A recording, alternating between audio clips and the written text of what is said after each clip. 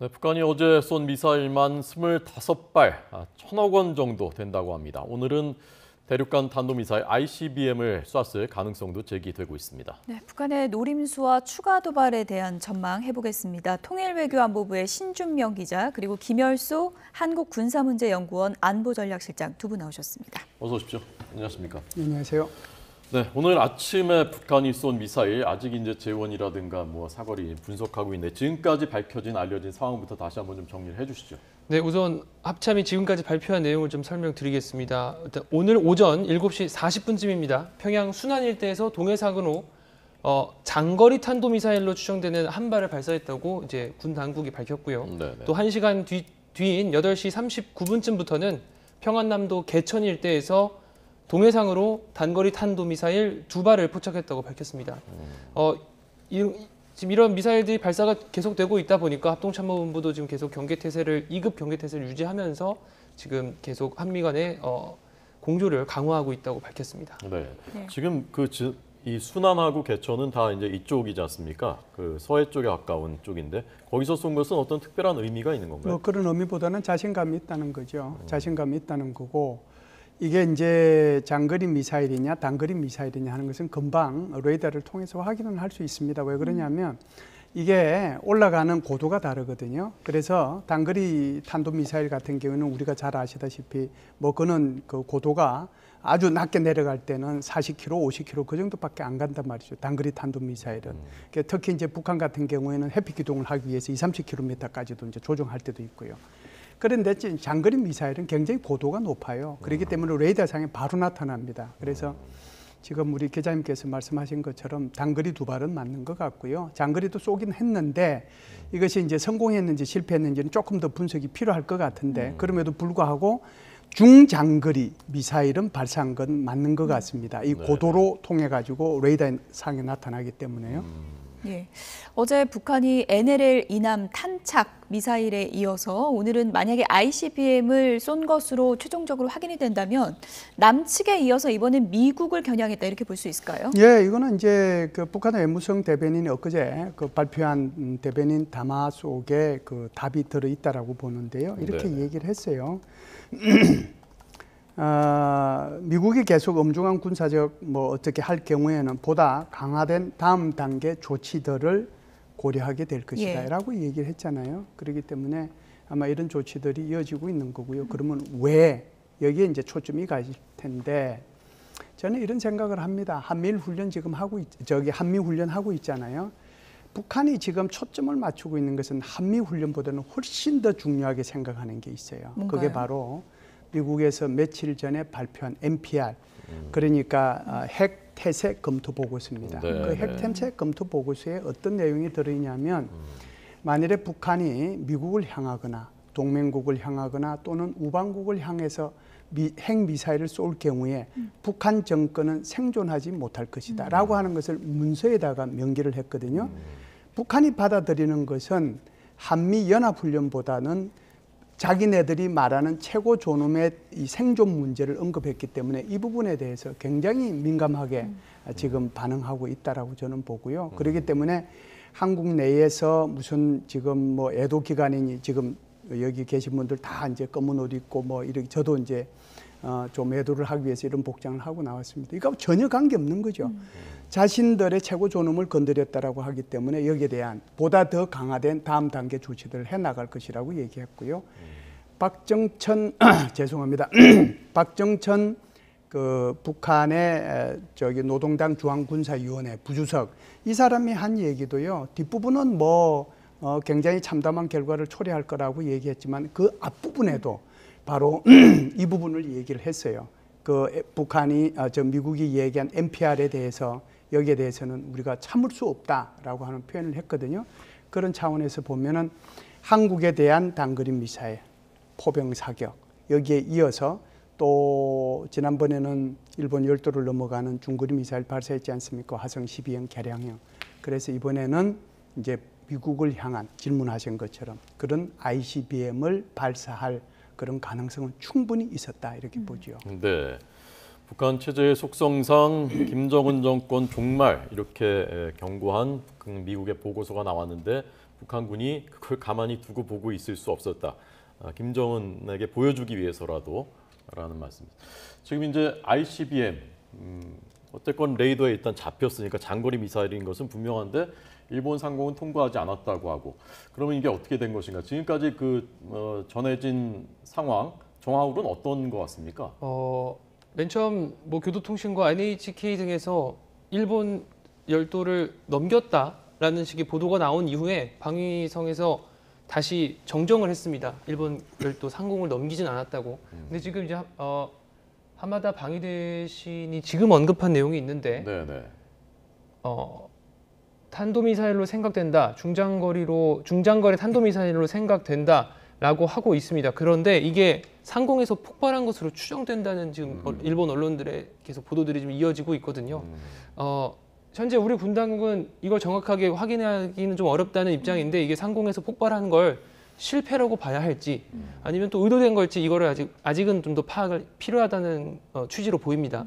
그래서 아직 가능성은 좀 더 열어놔야겠습니다만 어쨌든 북한이 쏜 게 중장거리 미사일이라는 것까지는 확인이 됐고 그러면 이번 도발에서 이렇게 중장거리 미사일을 쏜 건 지금까지 단거리 탄도미사일을 쐈던 것보다는 더 높은 수준의 도발이라고는 충분히 볼 수 있을 것 같습니다.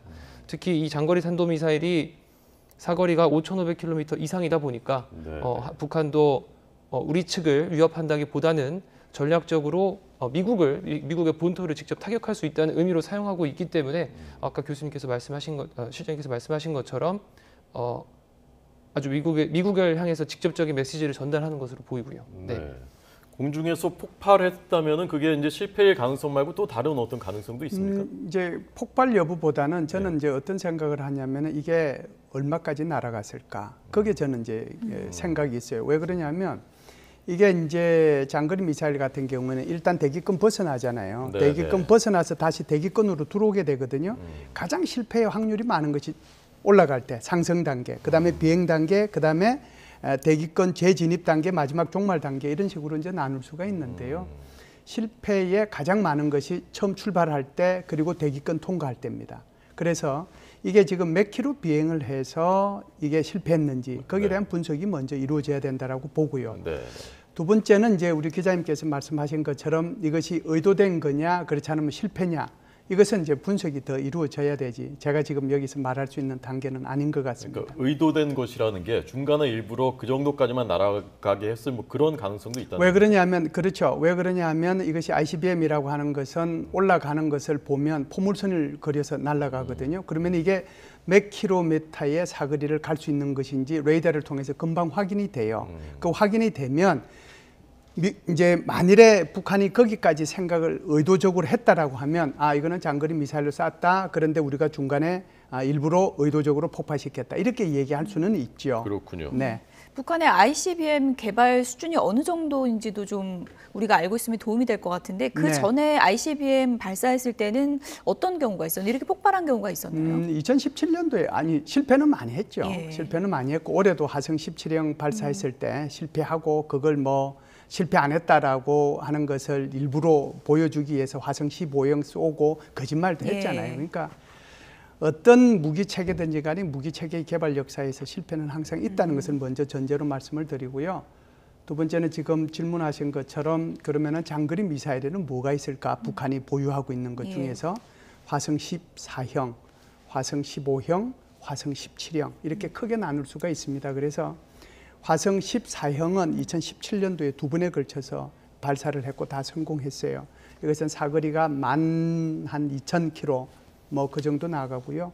화성 15형은 한 14,000, 15,000 그 정도 나갑니다. 그럼 이거는 이제 화성 15형은 2017년도 11월 29일 날 발사해서 성공하고 난 뒤에 딱 한 번 쏘고 그리고 난 뒤에 핵무력이 완성됐다고 김정은이가 선언한 것이 바로 화성 15형이거든요. 네네. 그리고 난 뒤에 올해 들어서 이제 화성 17형을 쏴서 실패하기도, 그러니까 고도로 쏴서 실패하기도 하고 또 그것을 거짓을 감추기 위해서 화성 15형을 쏘기도 했는데 이 화성 17형에 올라간 고도상으로 보면 이것은 미국 전역을 타격할 수 있는 15,000km 이상 나가는 미사일이다. 자, 그렇다라고 하면 기술 수준이 어느 정도 됐느냐. 북한이 가지고 있는 장거리 미사일의 기술 수준은 화성 14형, 15형, 17형을 볼 때 미국 전역을 타격할 수 있는 그런 기술 수준을 가졌다라고 하는 것을 보여주었죠. 네. 이 ICBM이 어디까지 간 것인지, 뭐 일부러 폭발시킨 것인지 이런 여부가 확인되는 것은 대략 어느 정도 시간이 소요되는지 하고요. 언제 우리 군은 이제 비례 대응 원칙에 의해서 공대지 미사일을 북한 쪽으로 쐈지 않습니까? 쪽 NLL 이북으로. 이번에는 이 미사일 도발에 대해서는 우리가 취할 수 있는 대응은 어떤 것이 있을 수 있는지. 네, 우선 지금 현재 합동참모본부가 2보 정도 상태로 발표를 했습니다. 아직은 정확한 고도와 또 사거리, 또 비행 속도, 비행 시간까지는 아직은 공지되지 않았는데 네네. 이게 북한이 발사한 이후로 2-3시간 내에는 공지가 되는 경향이 있으니까 그렇군요. 조금만 더 기다려 보면 저희가 이 미사일이 어떤 미사일을 지금 북한이 또 쐈는지를 좀 더 명확하게 파악해 볼 수 있을 것 같습니다. 네. 어제 사실 북한의 도발이 굉장히 상당했습니다. 예. 그래서 어제 공습 경보까지 울리기도 했었는데 우선 어제 상황을 좀 정리를 해보면 북한이 어제 오전 6시 50분쯤에 서해상으로 SLBM, 그러니까 단거리 탄도미사일 4발을 쐈죠. 예. SRBM이죠. 맞습니다. SRBM을요. 그리고 8시 50분쯤에는 이번에는 동해상으로 NLL을 넘어온 한 발을 포함해서 또 단거리 탄도미사일 3발을 발사했고 이후에 계속해서 발사를 이어가서 어제 하루에만 20발 이상의 미사일을 발사했습니다. 네. 근데 NLL 이남으로 한 발이 미사일이 내려온 건 예. 분단 이후에 처음이라고 합니다. 연평도 포격 도발 당시는 해안포 사격이다 보니까 탄도미사일은 아니었거든요. 그래서 어제 울릉도에서는 실제로 공습 경보까지 발령이 됐고 이런 긴급 상황에 우리 군도 직접적으로 대응을 했습니다. 그래서 NLL 이북으로 넘어가는 공대지 미사일 3발을 발사했는데 이 3발이라는 거에도 좀 주목해 볼 수 있을 것 같습니다. 우리 군은 북한의 직접적인 도발에 대해서는 3배 이상 대응 원칙을 세우고 실시하고 있거든요.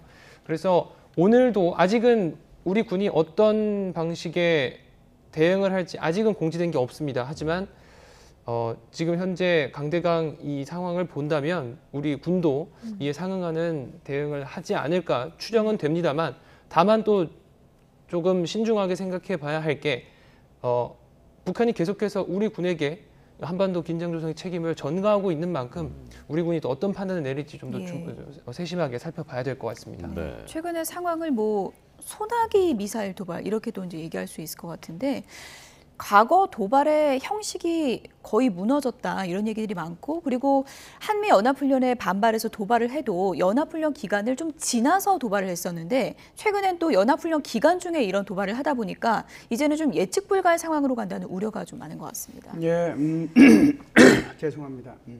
떼발사했다라고 봐야죠. 떼발사했다라고 보는데 이 떼발사가 그전에도 있긴 있었습니다. 예. 그럼에도 불구하고 그 떼발사가 한미연합훈련 기간 중에 있거나 또는 우리 NLL 이남을 향해서 미사일을 도발하거나 그런 경우는 없었죠. 모두가 이제 처음 있는 거라고 볼 수가 있는데 그렇다라고 하면은 왜 이러느냐 하는 거죠. 왜 이러느냐. 한번 보시죠. 우리가 10월 16일부터 23일까지 예를 들어서 이제 중국 공산당 당대회 20차 대회를 할 동안에는 뭘 했어요? 포병 사격만 했거든요. 예. 그러니까 이거 미사일 도발은 안 했단 말이죠. 중국을 이제 다분히 의식한 거죠. 그러면서 이렇게 뭘 보여주느냐 하면 9.19 군사 합의를 완전히 깡그리 무시하고 지금 도발을 그때 당시에 한 거란 말이에요. 그러면은 그 다음은 뭘까? 그 다음은 9.19 군사 합의에 NLL 북쪽 지역에서 도발을 했는데 이번에는 NLL 남쪽 지역에 대한 도발이거든요. 그것을 울릉도로 향하게 하면서 중간에 떨어지게 만드는데 그것이 바로 이제 NLL 남쪽에 그리고 우리 영해 바로 옆에 그러면서도 우리의 배타적 경제 수역 안에 떨어지게 만들었단 말이죠. 북한이 다음 단계는 뭘까요? 한국에 경고하는 거예요. 자, 우리는 포사격을 통해서 9.19 군사합의 위반을 다 했고 그래서 우리 보여줄 것 보여줬다. 그 다음에 NLL 이남에 우리가 정확하게 미사일을 떨어뜨렸다. 그러면 내가 마음을 먹는다라고 한다면 그것이 울릉도든 그렇지 않으면 한국 내에 어떤 지역이든지 간에 그것을 때릴 수 있다. 그러면 왜 북한이 이런 것까지 보여주면서 이런 도발을 자행하는가? 네. 그게 무엇 때문에 그런 거냐? 북한의 자신감이에요. 무슨 자신감일까요? 나 핵무기 가졌어. 너희들 절대로 나 건들지 못해. 그리고 너희들이 한미연합훈련 맨날 해봤자 훈련만 하는 거지. 니들이 한 번이라도 북한 넘어와서 뭘 때려본 적 없지 않느냐. 훈련하는 거 그냥 보여주는 거지. 네. 니들 실제로 우리한테 응징한 것도 없고 때린 것도 없고. 그러니까 나 핵무기 있어. 너희들은 한국, 미국, 이제 특히 한국 같은 경우에는 한국은 너희들은 우리 핵 그림자 안에 있어. 내가 필요하면 언제든지 너희들 도발할 수 있어. 내가 이번에 보여줬어. 훈련보다도 두렵지 않다 이런 의미인가요? 그래서 예. 지금 말씀하신 것처럼 그전에는 한미연합훈련을 하면 한미연합훈련 하기 직전에 예. 한미연합훈련 하고 난 뒤에 그때 당시에 이렇게 도발을 한 번씩 했었어요. 예. 한미연합을 할 동안에는 전부 다 지하로 다 들어가서 빵가 속에서 생활을 한다고 해도 과언이 아닐 정도였거든요. 근데 이제는 두렵지 않다라고 생각하는 거죠. 좋아, 미국이 전략자산 전개해봐. 나 하나도 두렵지 않아. 나 핵무기 가지고 있어. 그러니까 여기에 대해서 우리도 근본적인 북한에 대한 전략을 수정할 때는 이제 왔다라고 저는 봐요. 네. 그런 면에서 이제 어제 우리 군이 비례 대응한 저쪽이 한 발하면 우리 세 발한다 그래서 공대지 미사일 슬램 ER이라는 이 미사일이 속초 상공에서 쏴도 평양의 지휘부를 정밀 타격할 수 있는 그 미사일이라고 하는데 실제로 이런 대응이 어제 그 북한의 지도부한테 경고 또 위협 그리고 억제할 수 있는 그런 효과가 어느 정도 있었다고 볼 수 있습니까? 사실 일부 전문가들은 이번에 지난 월요일부터 진행되고 있는 이 한미 연합 대규모 공군 훈련이 이제 비질런트 스톰이라고 지금 명명이 돼 있는데요.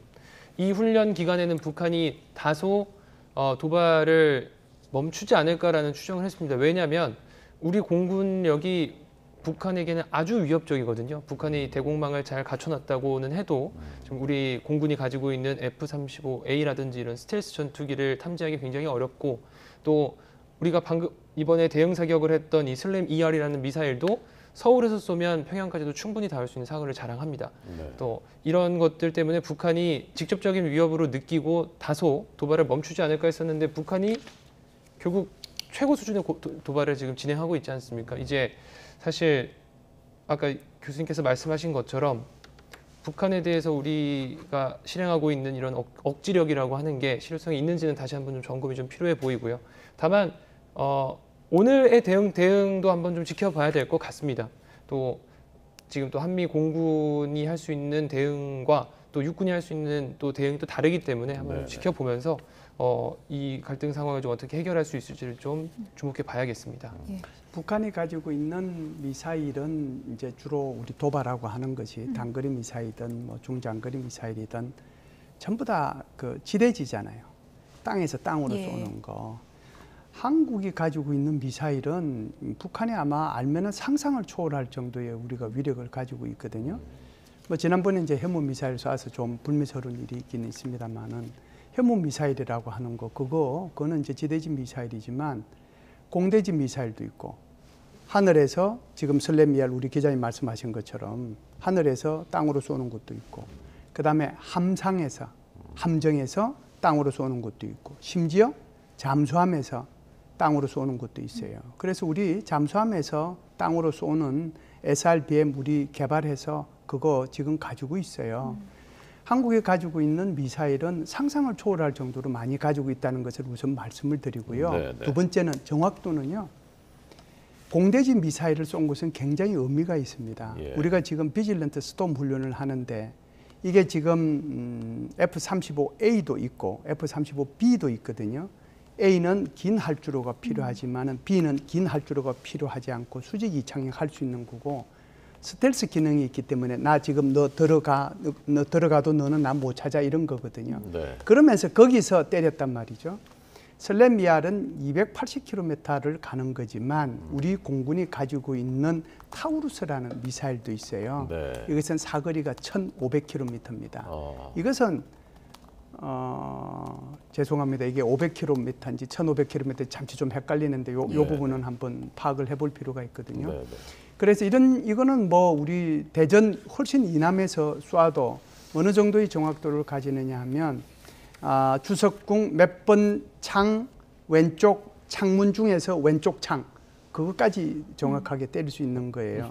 그거는 이제 순항 미사일이죠. 네. 그 정도의 능력을 우리도 가지고 있다라고 하는 거를 좀 말씀드리고 싶어서 예. 제가 말씀드렸습니다. 그런 상황에서도 북한은 일단 핵을 보유했다는 자신감, 네. 그 자신감으로부터 지금 계속 도발을 하고 있다 이렇게 분석을 해주셨는데 지금 김정은 위원장이 계속 만지작거리고 있는 카드가 7차 핵실험이잖아요. 네. 미국 중간 선거가 당장 다음 주인데 네. 언제쯤 할 거라고 보십니까? 지금 뭐 우리 국가정보원에서도 이제 일단 뭐 얘기를 다 했고 그래서 날짜는 뭐 다 나왔던 것 같습니다. 그래서 제20차 당대회가 끝나고 난 뒤에 미국의 중간 선거가 있기 전 그러면은 이제 날짜가 뭐 오늘이 벌써 3일이지 않습니까? 네. 이제는 뭐 남은 날짜가 이제 3, 4일밖에 안 남았는데 그 가능성이 있죠. 예. 그래서 북한 외무성 대변인 담화를 봐도 강도를 점점 더 올려올 것이다라고 하는 그 차원에서 보면 포병 사격에서 단거리 그러니까 SRBM에서 오늘 쏜 것이 이제 실패로 끝날지 어떨지는 모르지만 ICBM까지 쐈으니까 이제 남은 것은 핵실험이죠. 그래서 핵실험의 가능성은 7일까지 아마 가능하지 않겠는가 이런 생각은 듭니다. 네. 근본적인 그 의문 한 가지 여쭤보겠습니다. 네. 미국의 중간 선거 있기 전에 이제 핵실험할 것이라고 계속 우리가 예측하고 있는데 네. 중간 선거 전에 하면 그게 미국의 바이든 행정부의 대북 대화라든가 대북 그 태세, 뭐 태도에 그게 영향을 실제로 미칠 수 있습니까? 네, 제가 볼 때는 이제 그런 영향을 미칠 수 있다라고 생각하고 김정은이가 핵카드를 지금 만지작거린다라고 봐요. 기본적으로 지금 지난번 트럼프 대통령하고는 어찌됐든 회담도 하고 또 트럼프 대통령이 할 말 아니지만 어찌됐든 주한미군 문제도 건드리고 연합훈련 하지 말라고 그러고 그랬단 말이죠. 예. 그런 데 대한 향수가 지금 남아있을 거예요. 게다가 이제 바이든 행정부가 들어서긴 했는데 바이든 행정부가 계속해서 대화는 문이 열려있다, 대화하자, 조건도 없다. 그런데 지금 북한이 안 나서고 있잖아요. 북한이 지금 미국한테 요구하고 있는 조건이 있어요. 오히려 지금 옛날에는 미국이 북한한테 대화하려면 조건을 내세웠는데 이제는 거꾸로 예. 북한이 미국한테 조건을 내세우고 있거든요. 그 조건이 뭐겠어요? 나 핵무기 보유국으로 파키스탄이나 인도처럼 나 이제는 대우해 주라. 그리고 한미 연합훈련 하지 마라. 더 이제 결정적으로 나가면 주한미군도 철수해라. 그런 것들 중에서 어느 하나를 너가 받아들이면 제재도 해제해라. 받아들이면 그때 내가 나가겠다라고 하는 거거든요. 그런데 지금 미국 입장에서 일단 만나보자. 만나서 우리 얘기 한번 해보자 하는데 그거조차도 지금 북한이 안 듣고 있거든요. 네. 그러면서 지금 계속 도발에 그 강도를 올린다라고 하는 것은 이번 중간 선거에 바이든 행정부한테 타격을 주고 이것이 끝나고 나면 중간 선거가 바이든 행정부의 뭐 예를 들어서 뭐 어떻게 될지는 잘 모르겠습니다만은 패배하고 나면 거기에 대한 대북 정책이 바뀔 수도 있을 것이고 네. 공화당의 압박도 있을 것이고 그러다 보면 자기가 요구하는 그런 것들을 미국이 받아들여서 핵 회담이 이루어지고 그렇게 되면은 자기네들이 사실상의 핵 보유국으로 인정받는 그게 목표를 두고 지금 계속 수위를 높여가면서 7차 핵실험까지를 지금 만지작거리고 있는 이유가 되겠죠. 네. 예. 자, 지금 이제 우선적으로 확인돼야 될 것은 그 장거리 미사일이 중간에 이제 폭발했느냐, 네. 그리고 그것이 의도적인 것이냐, 그 이제 신 기자 계속 잘 취재해 주시고요. 아까 말씀하신 타우러스 미사일의 사거리는 500km거든요. 네, 네. 어쨌건 북한 지도부에 큰 위협이 되는 것은 네. 분명한 사실입니다. 네. 여기까지 줄이겠습니다. 지금까지 신준명 기자 그리고 김열수 한국군사문제연구원 안보전략실장 두 분이었습니다. 고맙습니다. 감사합니다. 감사합니다.